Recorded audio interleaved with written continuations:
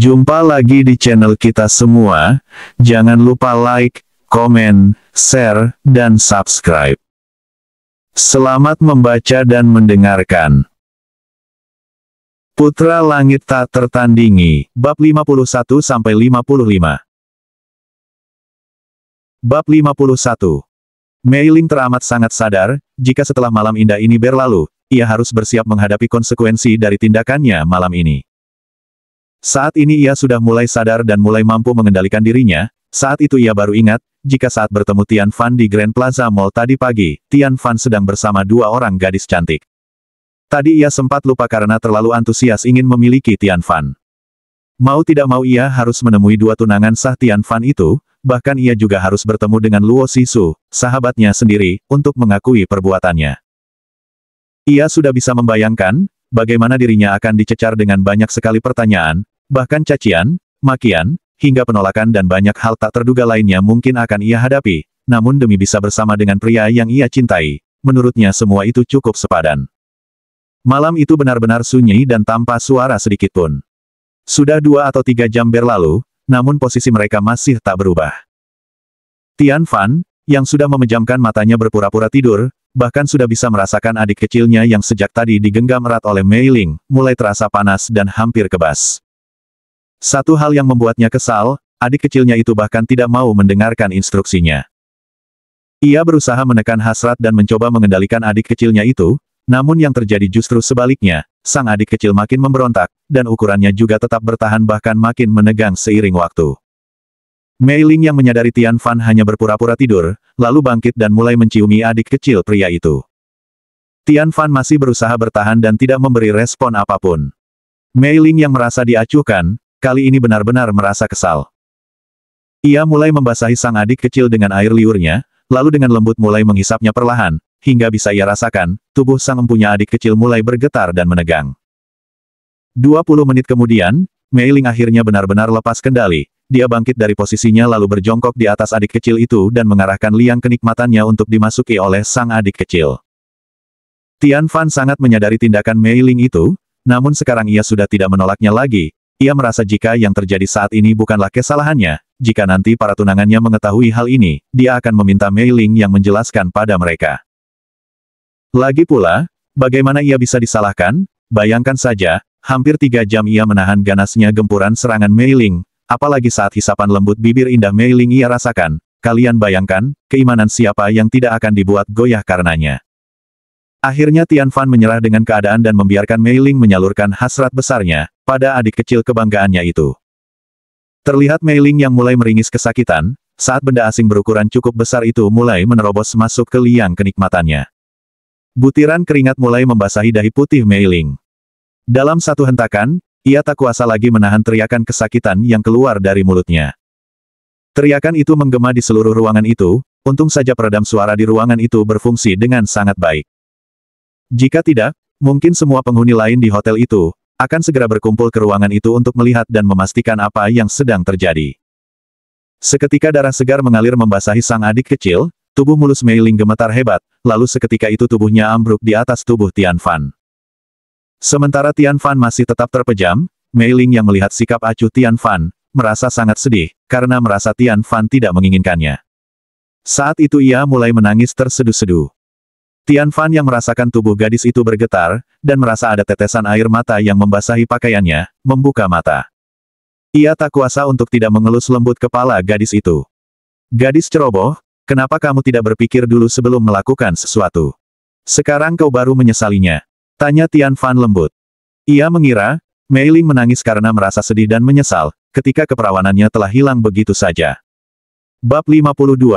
Dasar pria bodoh, kata siapa aku menyesal. Jawab Mei Ling kesal, tanpa mengangkat kepalanya dari dada Tian Fan. Lalu mengapa kau menangis? Tanya Tian Fan bingung. Kau sungguh tidak peka, aku melakukan semuanya sendirian selama 3 jam. Aku bahkan menghisap adik kecilmu sampai mulutku kaku dan hampir bengkak, lalu aku berinisiatif melakukannya sendiri bahkan tak peduli dengan rasa sakitku. Tapi teganya kau bersikap acuh, bahkan kau sama sekali tidak membuka matamu, apalagi mengakui seberapa nikmat perlakuanku. Kau begitu jahat, aku membencimu. Kata Mei Ling kesal. Kemudian ia menggigit dada Tian Fan, dan satu tangannya memukul-mukul dada Tian Fan. Tian Fan sama sekali tidak melawan atau berusaha melepaskan diri. Salahmu sendiri, kau terlalu tidak sabaran, aku sudah bilang aku juga menyukaimu, tapi kita belum meminta izin pada kakak-kakakmu. Sekarang coba katakan, bagaimana aku akan menjelaskan pada mereka, jika darah perawanmu sudah membasahi adik kecilku bahkan sebelum aku minta izin pada mereka. Saat itu Mei Ling mulai sadar, lalu ia berhenti memukul, juga melepaskan gigitannya di dada Tian Fan. Maafkan aku, ini adalah salahku, nanti aku yang akan jelaskan pada mereka. Bisakah aku tahu siapa mereka, dan di mana aku harus mencari mereka? Tanya Mei Ling mulai melembutkan suaranya. Mereka berdua sama sekali tidak menyadari, selama mereka berdebat panjang, tubuh mereka masih berada dalam penyatuan. Dua kakakmu adalah Ruo Qijian, putri tertua keluarga Ruo, dan Ni Dan Ran, seorang jenderal muda, putri tunggal keluarga Ni dari kota Guang. Mendengar jawaban Tian Fan, seluruh tubuh Mei Ling bergetar. Ruo Qijian, Jenderal Ni Dan Ran, ditambah Luo Sisu dan dirinya sendiri, bukankah hampir semua kecantikan di kota ini, adalah milik pria ini, pikir gadis itu. Lalu siapa gadis keempat? Tanya Mei Ling penasaran. Dia adalah adik kelimamu sekarang, dia adalah Bai Luqian, nona kecil keluarga Bai. Ucap Tian Fan datar. Mendengar itu, Mei Ling kembali menangis, dan memeluk tubuh Tian Fan erat.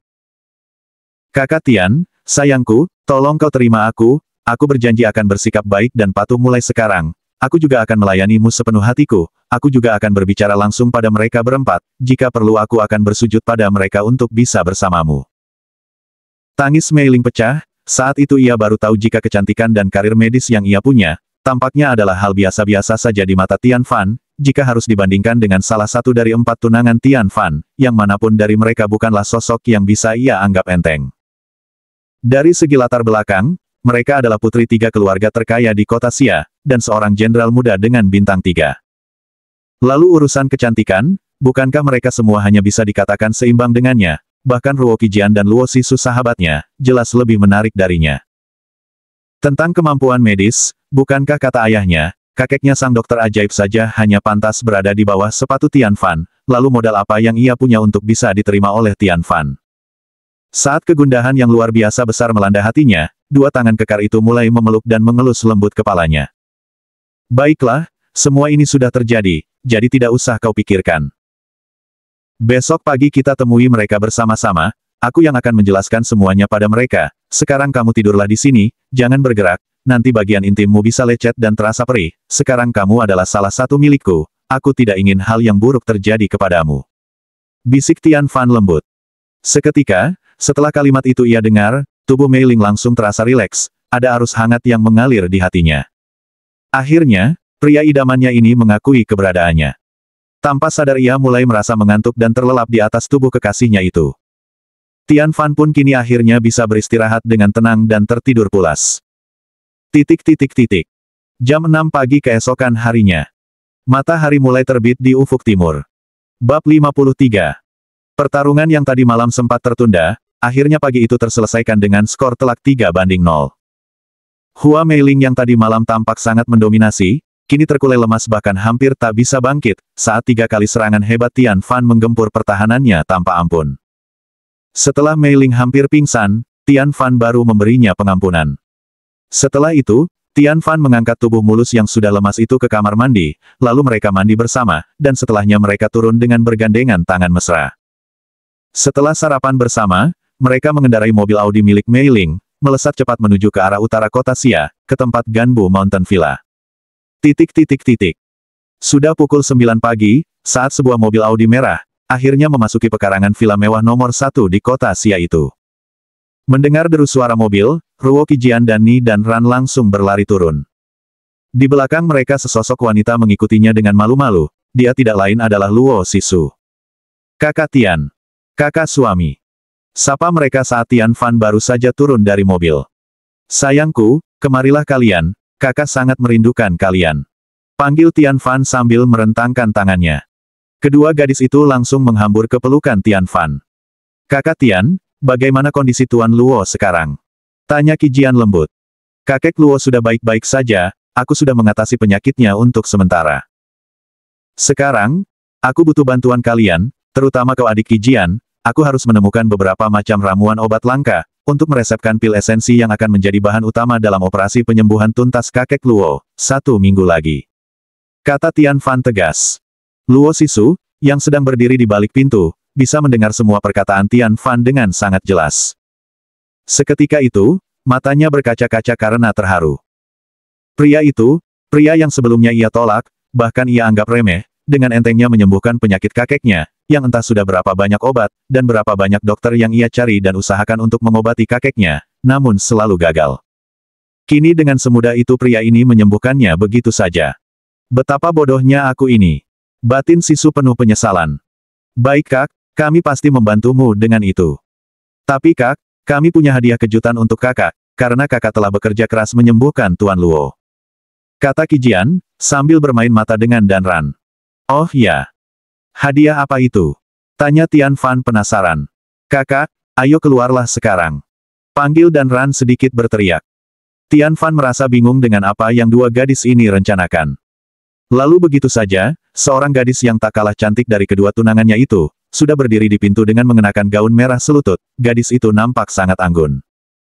Mei Ling yang belum sempat turun dari mobil, tubuhnya gemetaran karena melihat gadis di pintu itu. Siapa dia? Tanya Tian Fan bingung.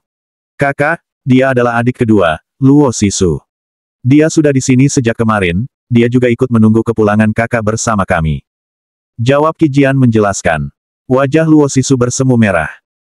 Tian Fan kini tampak bingung, bukankah kata kakek Luo gadis ini sedang ada di luar kota untuk mengurus pekerjaan? Lalu bukankah Mei Ling bilang, gadis ini tidak begitu tertarik dengan perjodohan? Lalu kenapa dia di sini dan menunggu kepulanganku? Ada apa ini? Belum sempat Tian Fan mengutarakan isi hatinya dan bertanya, tiba-tiba gadis itu berlari ke pelukannya dan lantas menangis. Hei, kau kenapa? Kenapa kau tiba-tiba menangis seperti ini? Tanya Tian Fan kaget. Qijian dan Dan Ran hanya terdiam. Sedangkan di dalam mobil, Mei Ling juga mulai menangis, akhirnya apa yang ia takutkan mungkin akan terjadi, Sisu akan menarik perkataannya dan mulai menerima Tian Fan, lalu bagaimana dengan posisinya, hati Mei Ling mulai terasa gelisah dan bimbang kembali. Bab 54. Kakak Tian, aku salah, aku bersalah padamu, sebelumnya aku mengatakan pada kakek, bahwa aku tidak mau dijodohkan dengan kakak, aku juga menolak bertemu kakak. Maafkan aku yang bodoh ini kak, sekarang aku sangat menyesal. Kakak Tian sudah menyembuhkan kakekku, bahkan tanpa menghitung sikap sombongku pada kakak sedikitpun. Tolong kakak maafkan aku, dan terima aku menjadi salah satu istri kakak. Kata Sisu menangis terseduh dan meluapkan emosinya. Hei, kau ini sentimental sekali, jangan menangis dulu, sekarang kakak mau bicara sesuatu padamu, dan juga kalian berdua. Kata Tian Fan lembut. Karena kalian sangat baik memberiku kejutan, maka sekarang aku juga punya sebuah kejutan untuk kalian. Lanjut Tian Fan. Setelah mengatakan itu, lalu dia berbalik dan memanggil Mei Ling, adik, sekarang turunlah dan berikan rasa hormatmu pada tiga kakakmu. Qijian, Dan Ran, dan Sisu sangat kaget. Mereka mengira Tian Fan kembali bersama Bai Luqian. Namun, alangkah terkejutnya mereka, saat melihat siapa sosok yang turun dari mobil. Terutama Luo Sisu, mulutnya menganga lebar, sampai-sampai bisa dimasuki sebutir telur utuh. Kau, Brooke. Kakak pertama, kakak kedua, dan kakak ketiga, Mei Ling datang memberi hormat pada kakak bertiga. Mei Ling meminta maaf dan pengampunan dari kakak, karena Mei Ling telah berani bercinta dengan kakak Tian tanpa seizin kakak sekalian. Kata Mei Ling menahan rasa malu dan canggungnya, sambil mulai menangis. Mei Ling, apa yang kau lakukan? Tanya Sisu bingung. Ia adalah yang pertama bereaksi. Kakak kedua, mohon kakak jangan menyalahkan kakak Tian, akulah yang tak bisa menahan diri dan merayu kakak Tian, aku juga yang berinisiatif menyerahkan diriku pada kakak Tian. Aku bersalah, silakan kakak hukum aku. Mei Ling berlutut pada sahabatnya itu, tanpa berani mengangkat kepala dan menatap matanya. Qijian dan Dan Ran yang mendengar itu tidak marah, namun mereka terkejut sampai menutup mulut dengan kedua tangan mereka. Sisu, yang akhirnya memahami situasinya, dengan kesal menarik tangan Tian Fan masuk ke villa, dalam hatinya ia baru mengerti ternyata pria yang suaranya ia dengar saat ditelepon, dan pria yang berkencan dengan sahabatnya ternyata tidak lain adalah tunangannya sendiri, namun ia sama sekali tidak marah, karena ia juga tahu saat itu Mei Ling belum tahu kalau Tian Fan adalah tunangannya. Hanya saja ia merasa kesal, karena dari keempat wanita yang kini ada di sisi Tian Fan, hanya dirinya lah yang belum merasakan sentuhan Tian Fan. Dia menarik Tian Fan ke lantai 2, menuju ke kamarnya tanpa mengatakan apapun. Di dalam ruangan itu, dia langsung melucuti pakaiannya sendiri dan juga pakaian Tian Fan, tanpa basa-basi lagi. Peperangan dahsyat yang tak terelakkan pun akhirnya terjadi, suara terengah-engah, erangan, lenguhan, desahan, dan bahkan teriakan pun memenuhi seluruh penjuru villa, pagi hari itu. Sementara di luar sana, Qi Jian dan Dan Ran sedang memapa Mei Ling yang menangis dan berlutut tadi. Adik keempat, selamat datang di keluarga kita, kamu jangan menangis lagi, ini semua bukanlah salahmu. Kata Qi Jian lembut menenangkan Mei Ling, ia memang sangat dewasa dan sangat layak menjadi seorang kakak pertama. Kakak pertama tidak marah padaku. Tanya Mei Ling ragu. Sebelumnya ia sudah bersiap mental untuk kemungkinan terburuk, namun sekarang yang terjadi justru sangat mengejutkannya. Bukan hanya kakak pertama, aku pun juga tidak marah, karena kakak Tian menerimamu, itu artinya kau layak menjadi bagian dari keluarga ini. Kata Dan Ran menambahkan. Terima kasih kakak ketiga, karena sudah menerimaku. Jawab Mei Ling penuh rasa terima kasih. Ayo kita masuk, sekarang villa ini juga adalah rumahmu, mari aku antarkan kau ke kamarmu. Ajak Dan Ran tulus. Mereka bertiga pun kini memasuki villa. Sayup-sayup, mereka bisa mendengar suara pertempuran hebat yang tengah berlangsung itu. Seketika pipi mereka bertiga bersemu merah. Mereka tahu betul, bagaimana perasaan Sisu sekarang dan apa yang tengah ia rasakan, saat itu bagian bawah mereka bertiga pun sudah terasa lembab. Qi Jian dan Dan Ran mengantarkan Mei Ling ke kamar paling kiri di lantai 2. Bab 55. Adik, seharusnya kamar ini adalah milik adik Bai Luqian, tapi karena kau datang lebih dulu maka kamar ini akan jadi milikmu mulai sekarang. Kata Qi Jian tegas. Lalu bagaimana dengan adik Bai Luqian kak? Tanya Dan Ran ragu. Mei Ling pun, tampak memiliki pertanyaan yang sama. Nanti kita bahas itu dengan kakak Tian, dan kita dengar apa keputusannya. Di Xia International High School. Saat ini masih jam 11 siang, jam istirahat kedua bagi para siswa. Tang Sanji, memanggil dua muridnya, untuk datang ke ruangannya siang itu. Kalian berdua, bisakah aku minta tolong kalian untuk memfotokopi surat-surat ini di seberang jalan sana? Mumpung masih jam istirahat, aku belum begitu mengenal siapapun di sini, selain kalian berdua. Kata Tang Sanji meyakinkan Luqian dan Xiao Yu. Mereka berdua pun tanpa curiga mengiyakan permintaan gurunya itu. Saat itu Xiao Yu mengenakan jaket kuning, sedangkan Luqian hanya mengenakan seragam. Tang Sanji yang melihat mereka keluar dari ruangan itu langsung menelpon. Halo. Segeralah bersiap, yang harus kalian culik adalah gadis dengan jaket kuning. Perintah Sanji. Baik tuan. Jawab orang di seberang telepon. Saat kedua gadis itu berjalan keluar, tiba-tiba seragam Luqian tersangkut di sebuah paku, yang menancap di sebuah tiang penyangga atap sekolah. Itu menyebabkan lengan kiri seragam itu langsung sobek. Wah, sial sekali aku hari ini, masih pagi begini sudah dapat musibah, kebetulan aku juga tidak bawa baju ganti. Kata Luqian sedih. Sayang, kau jangan menangis, ini kau pakai saja jaketku dulu. Kata Xiao Yu lembut pada sahabatnya itu. Begitulah, jaket kuning itu telah berpindah tangan dari Xiao Yu kepada Luqian tanpa sepengetahuan Tang Sanji.